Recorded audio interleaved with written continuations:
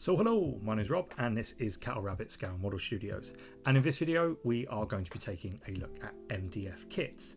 Now these are a great alternative cheap way to bulk out scenery, but they can be a little bit bland looking, more so the roofs. So in this video I'm going to show you what I've been doing with my little kit that I've been doing up. Here I've got a little Minka from TT Combat. It's a great little kit and I've been jazzing it up on the interiors and stuff like that, but the roof for my liking is just a little bit too boring. So what I've decided to do is kind of just do something completely different. I've never done it before. I'm going to show you how I've thatched this roof to give it a really cool kind of Eastern style.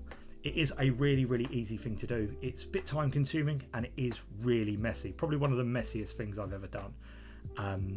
But it gives a great look, a great effect, and I think it's worked out really well. So in this video I'm going to show you how I did it, what I used to do it, and maybe any shortcuts now that I've kind of had it done. So let's dive in.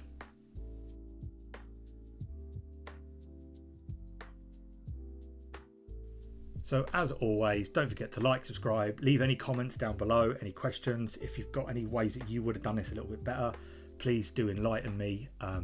I kind of had to work this all out for myself, but you know, I'm pretty happy with the result and I do think it is worth sharing.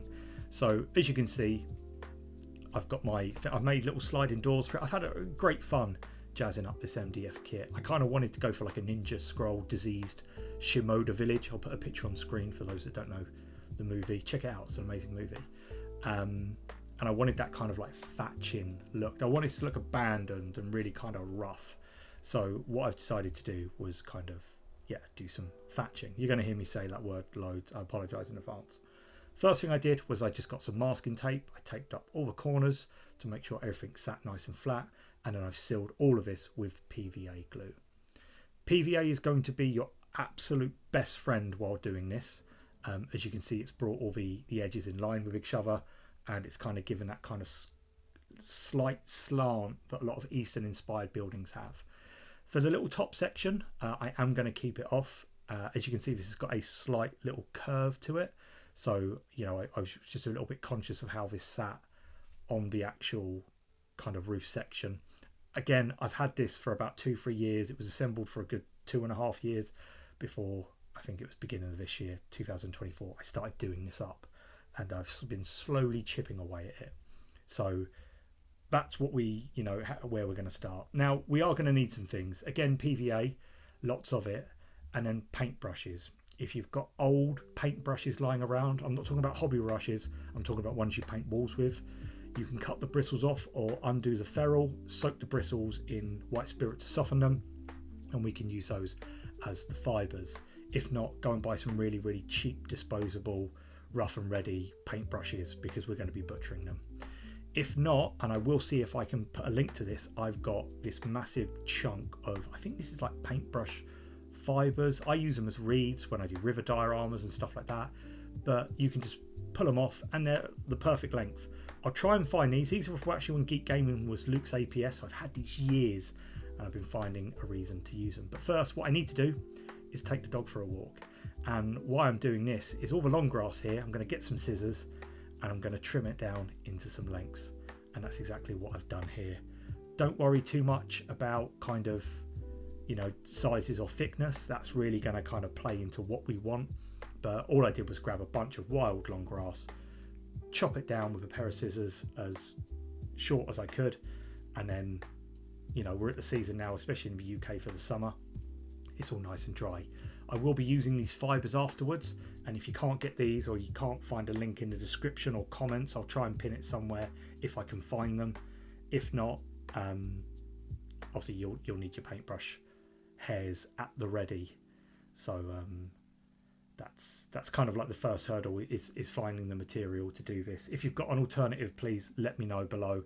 But the first thing I am going to do is I'm going to chop these off at my longest angle, which is the corner, which means that I'm never going to cut them too short. If I cut them the length of the roof, like the width, it wouldn't be quite long enough. So all I've done here is I've got a little bunch of them and I'm just going to measure, and I'm going to cut them a little bit longer. Again, it's better to have too much than not enough, as you don't want to be having lots of little bits, joins and stuff like that. We want to try and sell the effect here.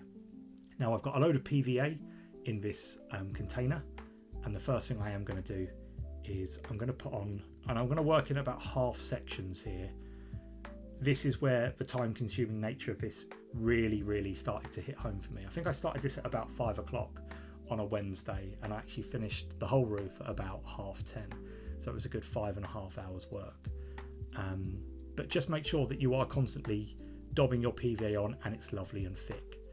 And all we're going to do, and I'm just going to pop this on first, as I thought it would be a little bit easier just to work out where I could come up to with my grass. And I'm just going to pop one on so I know that that's the furthest I can go each time, so it's not going to impede any other structures. Yours might not have that, so don't worry, that's just a little thing I had to contend with. And then it was just the time consuming kind of method here of just popping them all in one after each other. I can't really tell you if there was a quicker way to speed this up. I just put on a movie. In fact, I put on a couple of movies and I just methodically worked my way. You know, you can get 2 or 3 together and then kind of push them right up to each other. You're not really going to see a lot of this. However, you might want to leave it after this step. So I thought I would include it in a bit more detail. As you can see here for the corners where the roofs meet at a bit of an angle, just kind of spread them out, fanning it out, and then just pop your strands of grass in where you can. Don't worry if they don't go all the way to the back or whatnot. Obviously it's the only way we're really going to be able to do this, but just make sure that you've not got many gaps. That's the best thing I can do, is don't worry about it looking perfect, just worry about getting that kind of cardboard MDF roof that comes with the kit completely covered. Now once you've kind of got everything in place, I did leave this to dry for about 20 minutes, and then what I did was I came in with some PVA and I just brushed it all in. What I wanted to do is try and seal all of this together, as I didn't want any of these kind of bits falling out or anything like that. So just make sure that you're constantly going over with PVA, as you can see that I've done here. What you can also do at this point as well is, if you do find that you've got any gaps or any bits that you're not overly happy with, any bits that have fallen out or you've missed, now is the time to kind of get a bit of grass and just kind of pop them in, just to kind of fill any of the gaps or anything like that. But really this is going to be the principle for this stage. Just work your way around like I've done here. Again, I started to PVA on top of it and I looked for any gaps that I had or any bits that I'd kind of missed. Again, I can't stress this enough, try and make this look as thick and as solid as possible. Obviously at this point I was getting incredibly sad picking out the perfect, you know, thickness of grass to try and hide little sections that I'd maybe missed or knocked with my hand, and then I would just kind of poke them in just like I'm doing on screen now to try and hide any of the bits of cardboard. And this is what this stage is, and then it's literally just going over it again with PVA, making sure it's all sealed down. Again, this is time consuming, but it will give a really good effect, because really once we're done with this section we probably could stop, you know, depending if you wanted to. What I am going to do now is I'm going to leave this to dry, and I actually left this to dry for a good couple of hours. I did come in, give it a couple of blasts with the hairdryer, but that's what the roof starts to look like. Now what we need to do is kind of start to trim up the fibres that are overhanging, and the reason why I wanted to leave it a good couple of hours is to make sure that everything had kind of set, and you know, the motion of the scissors wasn't going to stress any of the, you know, pieces that I put out, and it was going to fling out everywhere. This is where it starts to get really messy. Even now, this a couple of days ago, I've got grass bits all over my hobby desk. Honestly, what a nightmare. I did opt to leave the grass a little bit longer, as you can see, just so it would overhang the lip of the cardboard, so you wouldn't really see it when looking at it from, you know, down below. Now, as you can see, you might be really happy with that and you might want to stop there. You could spray that and give it a dry brush if you're going for like a grey effect or, you know, brown effect. However, I did kind of come in with the brush fibres here, as you can see, and I do just think it just elevates an already quite cool effect to something a little bit special. Now, if you're not a patient person, and I've got to admit, I try to be, this is where it's going to get a little bit frustrating, because you actually have to work in little sections over the course of, you know, a good 2-3 hours, and it can be very, very time consuming, this section. So do, you know, consider watching this bit first before you make your decision up, or sit and have a think about it, because there might be a better way of doing it than what I did. So all I'm going to do is I'm going to break off some of my fibers. In this case, I would open up the ferrule on the paintbrush and I would chop off a little bit at a time. Where it's joined with the epoxy at the bottom, which would either join it to the paintbrush handle or to hold it all together, I just come in with a hobby knife and I break all the fibers up in this little kind of like stabbing downward motion. What I want to do here is loosen all the fibers up like I've got here. Now get them all in a line. That isn't just me trying to be pretty here or anything like that. Try and line them up pretty evenly. And then what we're going to do on the lower half, because obviously we want that thatched effect, so we want the lower half of the roof to be tucked under the top half of the roof, to try and sell that effect of layers of kind of straw. So I painted all the bottom half, and then what I'm going to do, and this is where it gets really, really fiddly, I'm just going to spread my fibers out. Don't worry if you feel that you haven't got enough, we can always add more. But all I'm going to do is, making sure that they overhang ever so slightly, I'm going to push the PVA side of my roof onto them, straight onto my hobby desk, and I'm going to wiggle it. And as you can see, it's picked up all of those fibers. Obviously, yeah, it will roll them and knock them, so do just use your finger here and kind of spread them out. You know, it's PVA, it's not going to dry really, really quickly, don't worry.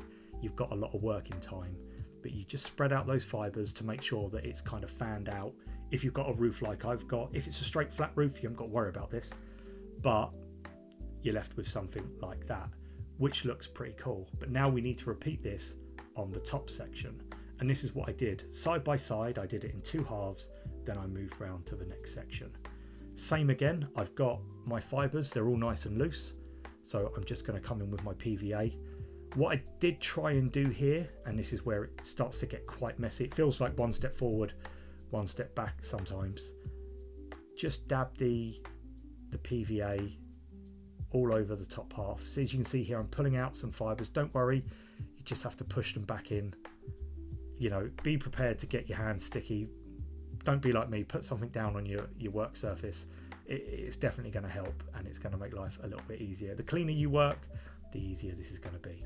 However, for the top half, to make sure the fibers were where I wanted them, I didn't push this into the hobby mat. I actually placed these by hand. I find rolling them in your finger is the best way of doing it, and just kind of spreading them out until you get the angle you want and the effect you want. And then all you're going to do is you're going to repeat this side by side. You might need to do, depending on the height of your roof, you might need to do one above this and one above that and vice versa. But the trick is here to make sure that your bottom fibers are, you know, covered by everything and everything's overlapping nicely. After about 20 minutes, the PVA starts to set. What I decided to do was I put my hand over it to try not pull out any fibers, and I found eventually a dabbing motion was better for this, to just try and seal in the last of those fibers. What this is also going to do is it's just going to make sure that nothing comes out or gets knocked or anything like that. And there we go. That's kind of like the first side done. It's a bit tacky, but you can kind of see the effect that we're going for here. What I'm now going to do is I'm just going to finish all the way round. The method was exactly the same. Again, it was just really, really time consuming. Eventually what I did was I worked all the way on the outside first and the inside, and then it did speed up a little bit. When cutting your fibers, do like I'm doing here. Don't cut them straight, cut them lengthways, a bit like a hairdresser, and you'll get a bit of a better effect. Now that's completely done, what I did do, I gave it a blast with this varnish. This is Game Master Terrain Sealer. It's a matte varnish. Smells of walnuts. It's really, really nice. But open a window or make sure you're doing it outside, and it sealed everything down really hard. I gave it a couple of passes of this, and you know, I don't think any of these fibers are actually going anywhere now. If I wanted to spray it, to paint it, I probably could, but I think I'm going to leave it like this. So what I'll do is now I'll put it on the spinny thing, and we'll see what the finished thing looks like. So as you can see, you know, coupled with the, I mean, all I did was tart this up with a coffee stirrers that I stole from my local coffee shop. it's given a really, really cool effect. It's kind of brought this kit to life, and it stands really real. I think this looks really, really cool. If you're going for like a medieval theme, I would probably consider spraying the fibres grey. I might add some staining to this a little bit down the line, maybe some watered down washes and stuff like that, but for the minute I'm pretty chuffed with how this looks. I am going to be doing a little Eastern inspired warcry board, so you will be seeing this again. But that's it from me in this one. I hope you've enjoyed this. It was messy at best, but that is all from me. Thanks again if you're still here. I can appreciate this was a long video. If you need clarity on anything, I hope I've explained myself well enough of what I actually did. But yeah, happy hobbying. Be prepared to tidy up grass fibres for the rest of your life like me. Join the club. That's it from me. I'll see you all next time. God bless. Take care.